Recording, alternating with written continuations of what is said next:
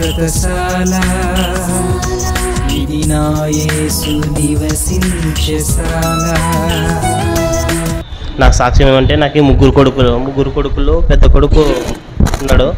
వాడు మొన్న కళ్ళు తిరిగి మొత్తం ముగ్గొచ్చి పడింటే చాలా భయపడి ఇది ఎట్లా ప్రభు అని చాలా ఆలోచన చేసి భయపడిపోతే నా కొడుకుని తీసుకొని అప్పుడు హాస్పిటల్ ఇట్లా తీపిఎల్ ఎంఆర్ఐ స్కానింగ్ అంటే దేవత అంటే నా కొడుకు నార్మల్ రిపోర్ట్ వస్తే నేను బెతెస్దాలో సాక్ష్యం చెప్తాను అనుకున్నాను. దేవుడు ఏం లేనట్లా నార్మల్ రిపోర్ట్ ఇచ్చినాడు. దేవుడు చేసిన మేలుని బట్టి దేవునికి వందనాలుగా అయ్యగారికి ప్రార్థన చేసిన అయ్యగారికి. మరి నా కుటుంబంలో చిన్న శోధన వచ్చిండేది. దాని నుంచి నాకు ఎంతో భయం టెన్షన్ ఉండేది. నేను అమ్మకి చెప్పాను, అమ్మ ఇలా ఉండేదని అన్నాను. అమ్మ దాని గురించి ప్రార్థన చేశాను, అమ్మ తొలగిపోతుందనింది. అమ్మ ద్వారా ప్రార్థన ద్వారా దేవుడు తొలగించాడు. అమ్మను బట్టి దేవుని కొందనాలు. నాకు ఇప్పుడు ఎంతో ధైర్యంగా ఉంది. సాక్షి చెప్పి కానికేస్తాను అనుకున్నాను. ఇదే నా సాక్షి. దేవునికి వందనాలు, అయ్యగారికి అమ్మగారికి వందనాలు. మా ఊరు ఆరేకల్లు. నా పేరు మేరీ. నా సాక్ష్యం ఏమంటే, నా కూతురు ఫస్ట్ ఇయర్ బీటెక్ చేస్తుంది. ఎగ్జామ్ రాసిందంట, మంచి మార్కులతో పాస్ అయినానమ్మ, నువ్వు పోతే సాక్ష్యం చెప్పమనింది. దేవుడు మంచి ఆశీర్వదించి కృపనిచ్చి పాప మంచి మార్కులతో పాస్ అయినందుకు దేవునికి స్తోత్రాలు చెల్లిస్తూ, ఈ 7వ నెల కూడా నా కుటుంబంలో చాలా అన్ని మంచి కార్యాలు జరిగినాయి. దేవుడు దీవించినందుకు గాను ఈ సాక్ష్యం ఇస్తున్నాను. ఇదే నా అయ్యగారికి అమ్మగారికి వందనములు. ఇక్కడ చేరొచ్చిన ప్రతి ఒక్కరు కూడా వందనములు. నా పేరు ఏమిటంటే మరియమ్మ, మాది కైరవాడి. 14 ఏళ్ళ కిందట ఒక అవకాశం పాటుకున్నాను, పోలీస్ జాబ్. ఒక్క దాంట్లో పోగొట్టుకున్నాను అక్క. నాకు తల్లిదండ్రులు లేరు. మీరేమనుకుంటారు, ఎవరు లేరని ఇచ్చిన నీకు బాధపడవక్క. ఇదేం లేక పదే అడిగినాడు. అమ్మకు ఫోన్ చేసినాను. అమ్మకు ఫోన్ చేసి ఇట్లా అమ్మ పత్రికలు పంచినాము, ఆ పిల్లోడి అంటాడు మా తమ్ముడు.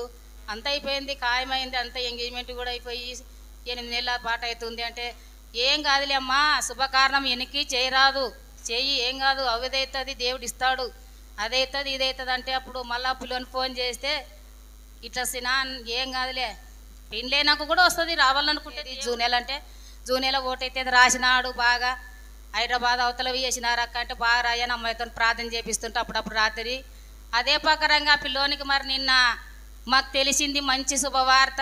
ఏమంటే ఉద్యోగం వచ్చింది, గవర్నమెంట్ జాబ్, కానిస్టేబుల్. ఇచ్చుకొని కూడా నేను ఎంత చింత చేయాలో, వీళ్ళకి ఎవరు లేదా నేను ఏడ్చినాను. మా వాళ్ళు ఎదురుగా దేవుడే ఉండని నేను ప్రార్థించినాను. ఆయన కోరిక తీర్చివాడు. అదే ప్రకారంగా వాళ్ళు కూడా అన్నదమ్ములు 5 మంది ఉంటే ఒక్కడు కుంటి పిల్లోడే చదివిచ్చి, ఆ పిల్లోనికే ఎప్పుడు లేకుండా మోటివేసి చదివిచ్చి ఇప్పుడు ఉద్యోగం వచ్చినాదని ఎంత సంబరంతో మాకు చేసి మాకు తృప్తిపరిచాడు నా దేవుడు. సాక్ష్యం చెప్తున్నా. అమ్మగారికి అయ్యగారికి కూడా ప్రార్థన చేయమని వాళ్ళ గురించి అన్నట్టానికి. నా బిడ్డకి కూడా 4వ నెల పెళ్ళయి ఇప్పుడు మరీ 3వ నెల పడింది నా బిడ్డకి. అడక్క ముందరే బహుమతి ఇచ్చినాడు దేవుడు. ఆ దేవునికే స్తోత్రం, వందనముల కుటుంబం బట్టి ప్రార్థన చేయమన్నాను. అయ్యగారు అమ్మగారు కూడా వందనములు, స్తోత్రములు. ఇదే ఊరే. నా పేరు శకుంతలమ్మ. నా మనకు జ్వరం వచ్చింటే దగ్గు జ్వరం ఫుల్ ఉండేది. 2 రోజులు ప్రార్థన చేసినా తగ్గడం లేదు. అయ్యా ఇట్లుంది, ప్రశాంత్ కుమార్కి ప్రార్థన చేయండి అని చెప్పినాను. అప్పుడు నేను మనసులో అనుకుంటే, ప్రభా మా దోషం ఏమో క్షమించు ప్రభా, మేమేమైనా తప్పు చేసింటే ఈ బిడ్డల పట్ల చూపిద్దు ప్రభా అని నేను ప్రార్థన చేసుకున్నాను. మరి అయ్యగారు ప్రార్థన చేసి ఒళ్ళంతా ప్రార్థన ఉన్నాయమ్మా అని చెప్పినాడు. ఆ రోజు నుండి ఈ రోజు వరకు జ్వరం రాలే. దగ్గు జలుబు అయితే ఉంది, మామూలే వాతావరణం అనుకున్నాము. ఇంకో సాక్ష్యం ఏమంటే, మరి మా 2వ పాప భర్త యాక్సిడెంటే 2 సార్లు అయింది. ఒకసారి కర్నూలు పోయినాము, మరి ఇంకోసారి అక్కడనే రేపు మంగళవారం 15 రోజులు అవుతుంది. అక్కడ ఇసుక టిప్పర్ వస్తున్నట్ట, అట్లా పోయి ఇట్లా రోడ్ పడింటే ఈ పొట్ట ఇంద నుండి ఇటుకి చీలిపోయింది. 7:30 అప్పుడు మంగళవారం 7:30 అప్పుడు నాకు ఫోన్ చేసినారు, ఇది పరిస్థితి అని చెప్పినారు.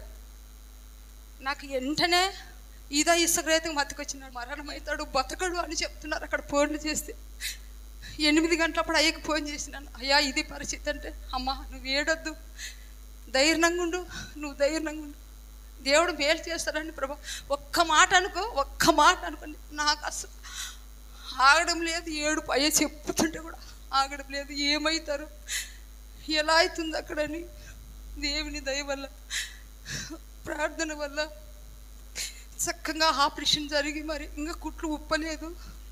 సోమవారం చూస్తానన్నాడు డాక్టర్. ఏం కాదమ్మా, బ్రతికిచ్చిన దేవుడు గొప్ప తండ్రి. కానీ ఈ కార్యం కూడా చేస్తాడు, నువ్వు ధైర్యంగా ఉండని. మేమిద్దరం ఆ మాట చెప్పినప్పటి నుండి 11 గంటల వరకు డాక్టర్లు రారు, ఎవరు రారు. అప్పుడు పత్రం కప్పుకొని, దేవా క్షమించయ్యా, ఆ గాయాన్ని కడగండి అయ్యా, మరి ఇప్పుడు నుంటున్నా నిన్ను తెలుసుకొని నీకు లోబడి జీవించాలని మేము ప్రార్థన చేసినప్పుడు అక్కడ ఉన్న వారందరూ, ఎందుకు మీరు అలా ఏడుస్తారు, పండుకునేటయ్యా 12 గంట అయినా ఎందుకు ఏడుస్తారు మీరు ఇద్దరు అని మమ్మల్ని అనేవారు.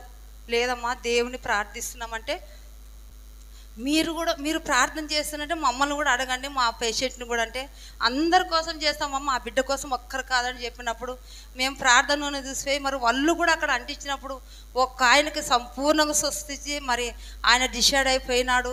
ఈ ప్రార్థన వల్ల మరి అమ్మగారు అయ్యగారు ప్రార్థన వల్ల మరి ఆ నూనె వల్ల అందరికి సంపూర్ణ స్వస్థిస్తున్నందుకు దేవునికి వందనాలు. బాగా చేసిన దేవునికి వందనాలు చెల్లించుకుంటూ ఇంకా నేను మా ఆయన చిన్నదానికి గొడవ పడిన తర్వాత మా ఆయన కోపంగా ఎక్కడో వెళ్ళాడు రాత్రి 9 గంటలప్పుడు. ప్రవ్వా, నేను తెలిసి అన్నానో తెలియకన్నానో నాకైతే తెలియదు ప్రవ్వా, మా ఆయన తప్పు చేస్తున్నాడు లేదో కూడా నాకు తెలియదు. నేను అన్నాను, ప్రవ్వా నా భర్త ఇంటికి వస్తే నేను నీ సన్నిధిలో వచ్చి నేను సాక్ష్యం పలుకుతా ప్రవ్వా అన్నాను. అదే నీవు నమ్ముకునే దేవుని మీద ఒట్టు నేనేం తప్పు చేయను పాప అన్నాడు. ప్రవ్వా నీ సన్నిధిలో వచ్చి నేను సాక్ష్యం చెప్తా ప్రవ్వా అనుకున్నాను. మా కొరకు ప్రార్థించిన అయ్యగారికి అమ్మగారికి వందనాలు, ఇక్కడ వచ్చిన అందరికీ వందనాలు.